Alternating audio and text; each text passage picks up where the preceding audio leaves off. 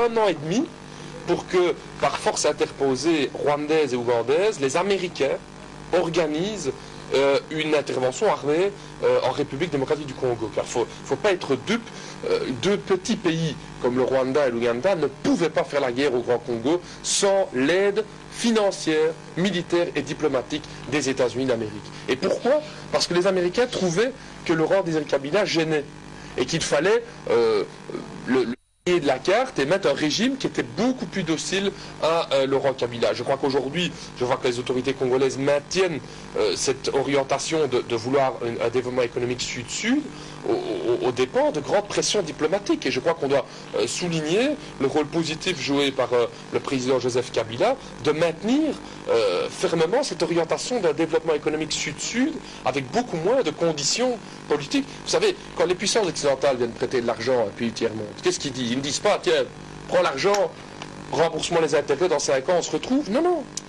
Ils disent, prends l'argent, mais d'abord, tu dois organiser les élections comme nous on veut qu'on fasse des élections, acheter de l'armement qui vient des pays européens, acheter les produits, les œufs, la mayonnaise, le poulet qui vient de l'Union européenne. Donc il y a plein de conditions politiques et économiques qui sont mises à ce genre de prêt. Moi je constate aujourd'hui que les pays du Sud qui ont plus de kilos disent, nous on fait du troc, on est fair play, nous on a besoin de cuivre, on a besoin de cobalt, et en échange, on vous construit des hôpitaux, des routes, etc. Et là, je crois qu'il y a au niveau de l'ensemble de l'Afrique une dynamique intéressante. Je crois que déjà l'Occident est en train de préparer une nouvelle guerre, et je vais le dire clairement.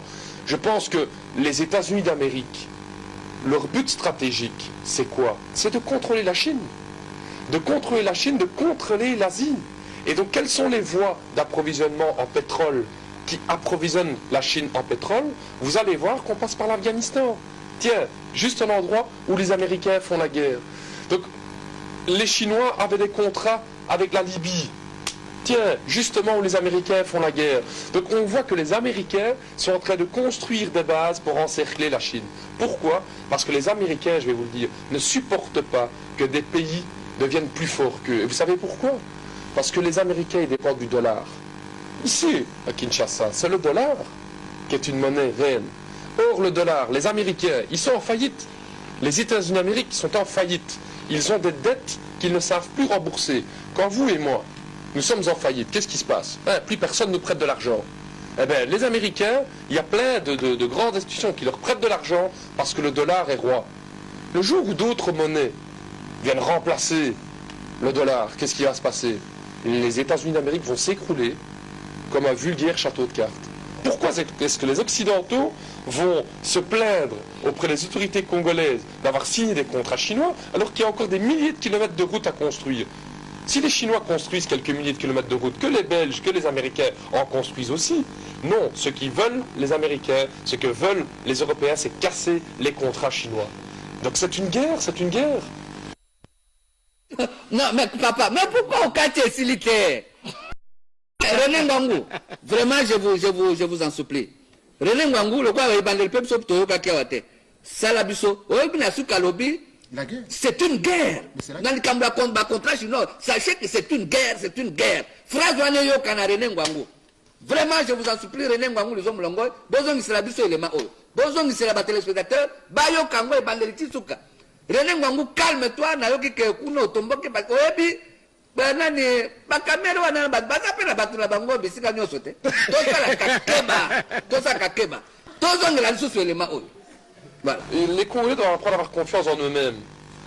Ça peut paraître très paradoxal de la part d'un Belge, mais je sais ce que mon pays est venu faire ici au Congo, et c'était sûrement pas que du bien. Je sais ce que les États-Unis viennent faire ici au Congo, c'est sûrement pas que du bien. Ce genre de pays ne pense qu'à une seule chose, c'est comment mettre de l'argent dans leur poche. Moi je constate aujourd'hui qu'il y a des pays autres comme la Chine qui disent nous on pense à la Chine mais nous on veut faire des accords fair play avec vous. On fait du pas par le Fonds monétaire international, la Banque mondiale dont le seul but c'est de se mettre de l'argent dans les poches. Les Chinois disent nous on travaille votre cuivre et en échange on construit des routes, des hôpitaux, des écoles. Il suffit de se promener à Kinshasa aujourd'hui pour voir que c'est vrai. Qu'est-ce qu'ils ont fait les Belges ici? Les Belges, ces 30 dernières années, ils ont fait quoi? Ils n'ont plus rien fait. Les Américains, qu'est-ce qu'ils ont fait? Ils n'ont plus rien fait. Les Chinois, ils ne parlent pas, mais ils font. Ils travaillent. Ils travaillent. Revenons un peu sur l'Europe. L'Europe est en crise. On a vu que dans l'histoire, quand il y a la crise, on fait toujours la guerre. Aujourd'hui, beaucoup de pays du tiers-monde, en dehors de l'Afrique, se sont dotés des armées pour éviter qu'on vienne faire la guerre. Il n'y a que l'Afrique qui est restée le seul continent où on peut venir encore faire une promenade de santé. Est-ce que vous ne trouvez pas qu'aujourd'hui, avec cette crise, tous les bandits, tous les capitalistes prédateurs qui sont en Europe, ils risquent de venir encore en Afrique, piller, peut-être avec la complicité des Africains?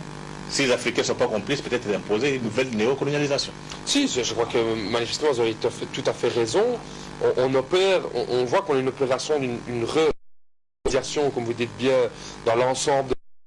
Et surtout, et ça c'est plus inquiétant, que les pays qui n'acceptent pas ce type d'intervention occidentale sont sanctionnés, sont mis au banc de la communauté internationale. Je reviens, je crois que le Congo a été un bon exemple en la matière. Lorsque Laurent Désiré Kabila a pris le pouvoir, il aura fallu 1 an et demi pour que, par force interposée rwandaise et ougandaise, les Américains organisent une intervention armée en République démocratique du Congo. Car il ne faut pas être dupe. Deux petits pays comme le Rwanda et l'Ouganda ne pouvaient pas faire la guerre au Grand Congo sans l'aide financière, militaire et diplomatique des États-Unis d'Amérique. Et pourquoi? Parce que les Américains trouvaient que Laurent Désiré Kabila gênait et qu'il fallait le balayer de la carte et mettre un régime qui était beaucoup plus docile à Laurent Kabila. Je crois qu'aujourd'hui, je vois que les autorités congolaises maintiennent cette orientation de vouloir un développement économique sud-sud aux dépens de grandes pressions diplomatiques. Et je crois qu'on doit souligner le rôle positif joué par le président Joseph Kabila de maintenir l'orientation d'un développement économique sud-sud. Jean, puis tiers-monde. Qu'est-ce qu'ils disent? Ils ne disent pas, tiens, prends l'argent, remboursement les intérêts, dans 5 ans on se retrouve. Non, non. Ils disent, prends l'argent, mais d'abord, tu dois organiser les élections comme nous on veut qu'on fasse des élections, acheter de l'armement qui vient des pays européens, acheter les produits, les œufs, la mayonnaise, le poulet qui vient de l'Union européenne. Donc il y a plein de conditions politiques et économiques qui sont mises à ce genre de prêt. Moi je constate aujourd'hui que les pays du Sud, qui ont plus de capitaux, disent, nous, on fait du troc, on est fair play, nous on a besoin de cuivre, on a besoin de cobalt, et en échange, on vous construit des hôpitaux, des routes, etc. Et là, je crois qu'il y a au niveau de l'ensemble de l'Afrique une dynamique intéressante. Je crois que déjà l'Occident est en train de préparer une nouvelle guerre, et je vais le dire clairement. Je pense que les États-Unis d'Amérique, leur but stratégique, c'est quoi? C'est de contrôler la Chine. De contrôler la Chine, de contrôler l'Asie. Et donc, quels sont les approvisionnements en pétrole qui approvisionnent la Chine en pétrole? Vous allez voir qu'on passe par l'Afghanistan. Tiens, juste un endroit où les Américains font la guerre. Donc, les Chinois avaient des contrats avec la Libye. Tiens, justement où les Américains font la guerre. Donc on voit que les Américains sont en train de construire des bases pour encercler la Chine. Pourquoi? Parce que les Américains, je vais vous le dire, ne supportent pas que des pays deviennent plus forts qu'eux. Et vous savez pourquoi? Parce que les Américains, ils dépendent du dollar. Ici, à Kinshasa, c'est le dollar qui est une monnaie réelle. Or, le dollar, les Américains, ils sont en faillite. Les États-Unis d'Amérique sont en faillite. Ils ont des dettes qu'ils ne savent plus rembourser. Quand vous et moi, nous sommes en faillite, qu'est-ce qui se passe? Plus personne ne nous prête de l'argent.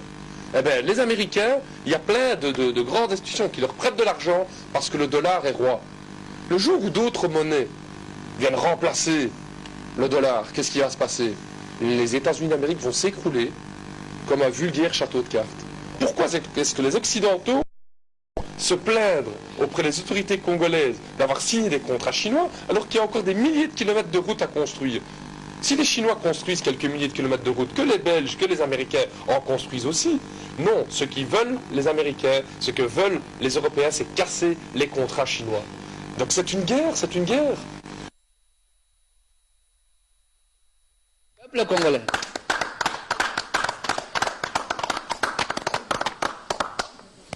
Peuple congolais. Tokoli qui était boyoki. Très bien. Les akaso qui te tirent boyoka. Tiens, tu yoka. Papa le chima yo pour banga kato lukaka makambo. Vraiment,